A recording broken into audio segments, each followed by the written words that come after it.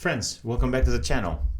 Today, standing at the peak of Mount Technologicus, it is our duty to assess our situation, where we're at now and how we got here. Especially now, with the technology in our lives being viscerally intertwined.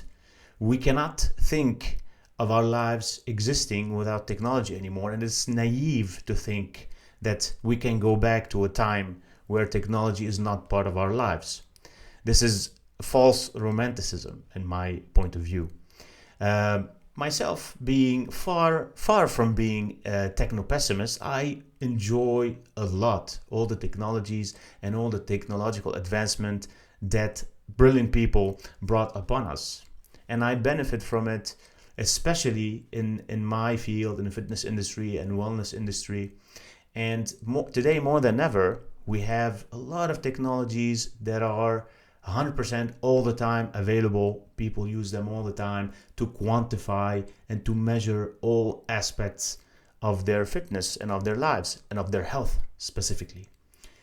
Is that where we want to head? And how do we deal with these things? We're going to find out looking through the lens of a book that I read recently, some time ago actually. It's called The Burnout Society, from a South Korean German-born philosopher called Byung-Chul. We can all agree that lifting weights is good for you, and running clears your mind and releases a lot of good endorphins, and journaling is pretty good. Cold plunges are beneficial. Sauna is pretty important, and they all play a certain role in making you feel better and optimize your physical health and fitness. But why do we still feel that many people chasing peak performance are still feeling that they are in this hot existential mess? Byung-Chul has an answer for that. And in Byung-Chul opinion, in the Burnout Society, he believes that optimization, being optimized, it does not provide meaning. Motion is the contrary of meaning. If you're constantly in motion, does not mean that you have some sort of a higher meaning, higher importance. Are we getting better, or are we just getting busier? This is the question that Byung-Chul asks. So self-optimization becomes in itself some sort of an oppression. So, for example, we track every calorie, we track our heart rate, we monitor our heart rate variability, we monitor our sleep, we check even our glucose levels, we fast, we plunge, we do cold plunges, we do sauna, and we try to fit all these things in our workout regimes, in our daily life. And Han says that this isn't healthy. It's another sort of labor, which is very interesting. You're not training to be strong anymore. You're training to fulfill this, to be acceptable to this internalized, personalized algorithm that is tailored to you.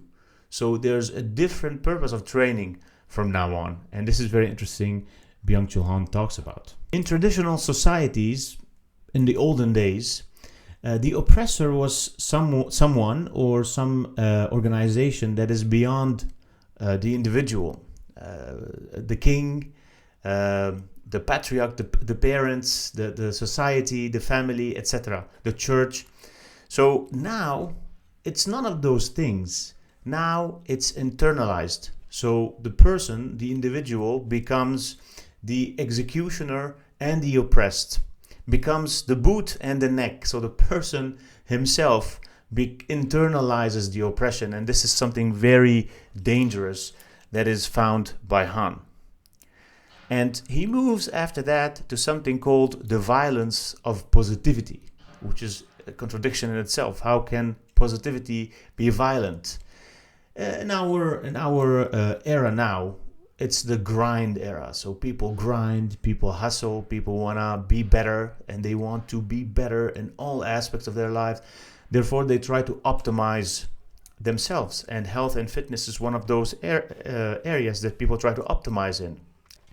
So we hear a lot that you got this, grind more, manifest. These motivational thoughts and motivational slogans are bombarding us all the time.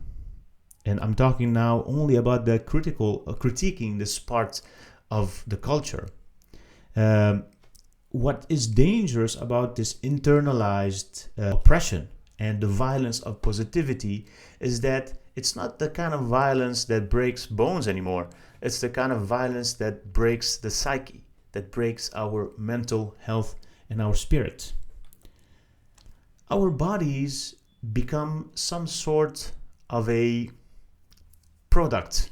So each person has their own self as a product. They're trying to market themselves. They're trying to increase their value. Doesn't matter if you work in the business or not. Each person is looking at themselves as a product and how to optimize their value one way or the other. In the fitness industry, we see that six-pack, for example, is a social asset. A good diet or a clean diet is a moral virtue, a moral badge. Sleep tracking is biohacking. So it's pretty interesting. And we see that even rest, even recovery nowadays is gamified. So people are ranked according to how good they recover or according to how well they sleep. So even rest, which is supposed to be a non-activity, becomes a game, becomes gamified. And this is also part of the hustle culture. Even we see that, for example, very busy people, they put rest and relaxation periods in their calendar. They try to find spots in their calendar to say, okay, relax now, breathe, take a walk, stop working, etc. And in itself, this is not wrong, and it should be done. You shouldn't be working all the time. On the subject of being tired and finding time to rest, I see it a lot that people refuse to succumb to their tiredness in the late afternoon. They feel that maybe there's something wrong with them if they feel tired at the end of the day.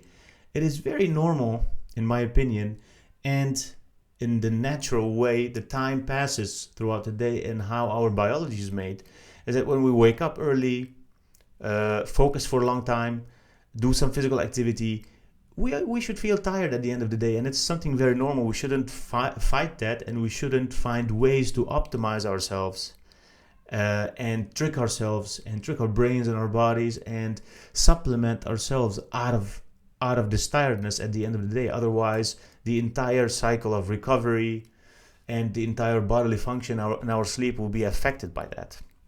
This is from the tiredness part. Now, there's another important part also that Han speaks about, which is the part of boredom. And people, especially now with the fast-paced life, people don't know how to deal with the boredom. So boredom becomes something that is very dangerous, something that we don't know how to handle. We pick up our phone right away as soon as we feel bored. And there's a very nice quote that I remember. I don't remember it literally, but it goes something like, all men's problems come from his inability to sit silently in a dark room by themselves. And I think this is something very important, because creativity is not when your brain is constantly occupied by something. Creativity is when you strip all your brain from all the ideas and all the rush, and then you're silent, and then you can think clearly. And if we look at all the major works of art, all the discoveries, all the things that people really changed the world through, you see that it's not about being busy all the time and doing a billion things at the same time. It's about focusing and being obsessed about one specific thing. Of course, it doesn't come without grinding, but not grinding with 100,000 billion things. So you cannot be an athlete and train like an athlete and work 60 hours per week. It doesn't work. This is something that I find very strange also and misunderstood. I always advise people to train like an athlete, but I think maybe it's not understood in a correct way. When you ask someone and when you advise someone to train like an athlete, you mean that have the ethical toolkit of an athlete. Okay? Train hard, train with passion. And an athlete, being an athlete is a full-time job. So you cannot be an athlete and work 60 hours per week. You cannot be an athlete and not have a good night's sleep consistently. You cannot be an athlete and have a messed up diet. So it is very difficult to combine all these things together, and this is one of the ails that I feel in our society now. People are trying to do everything. They're trying to do every day sauna, cold plunges, yoga, meditation, a session of weight training, go to the office for 12 hours, it sounds super strange, and it sounds and feels and it shows that it's something not sustainable, and we need something that is replicable and sustainable to have a good life, to have a happy life, and to have a healthy life. And it's not about how many things we do, it's about what we choose to do and the quality of the things that we choose to do within our capacity. It's very strange that I sound like a very pessimistic person, but the fact is that this is the first part that we went through was criticizing this kind of lifestyle and this phenomenon. And now it's time to talk about the other part, which is the bright part. And the entire time that I'm speaking to you, I'm speaking to myself as well. So it's a note to self. I'm not being hypocritical. I understand that I too, I'm obsessed about numbers and about performance and about all these things. But at the same time, this is why it is always very important to pause, reflect, and assess our situation. Otherwise, we're just rolling down the hill, so without any breaks. So let's move to to the bright part now. And the escape plan, the bright part is called the escape plan. So how do we escape being self-oppressing in a way? So return to sanity, strength, and soul. And there's nothing supernatural about these three words. Sanity means having a sane brain, having a good, healthy mental life and mental situation. Strength, which is the bodily, physical strength. We should take care of our bodies. And soul, nothing supernatural there. Just the essence, our true selves. What pushes our buttons and what do we really care about. First of all, we shouldn't treat our bodies as a machine. We should treat our bodies as Aristotle talked about in Eudaimonia, the trick, the art of moderation. We shouldn't be extreme in everything, especially with our bodies. Sometimes we should treat our bodies as our friend, not as something to defeat, not as an obstacle to overcome. We should have this befriend our bodies and not have this very aggressive relationship with our bodies. Again, note to self. I also fall in this trap more often. Next, we should sometimes drop the measuring. We should drop the whoop and go on a walk without having to track this walk, or go train without having to tick all the boxes when we train. Sometimes we should listen to our bodies. I know it's a very cliche word, but listening to your body is still a very important thing to do and gives you a lot of information. Treat your body as a friend again, and not as a project. Your body is not a project. Your body should be your friend.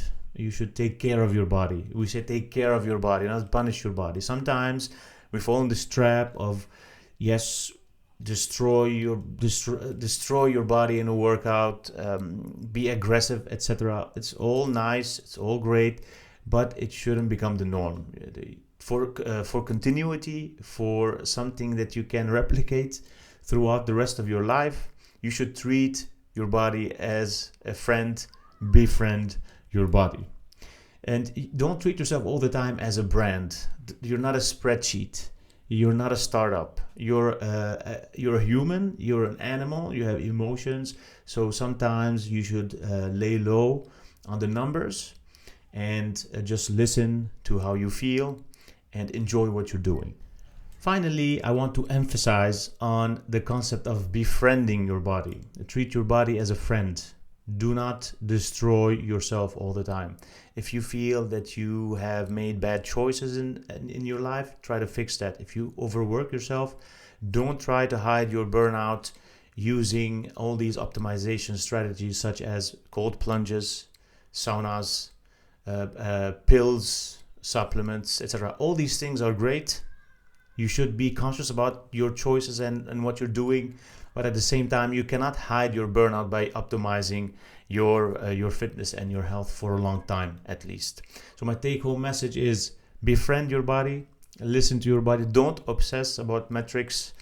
Look at metrics. If you feel that they're stressing you out, lay low on them, remove your whoop, take a walk, look at the clouds, breathe, relax. If you want something sustainable, you should be in a good and long-term good relationship with your body. I hope you enjoyed it and see you next time.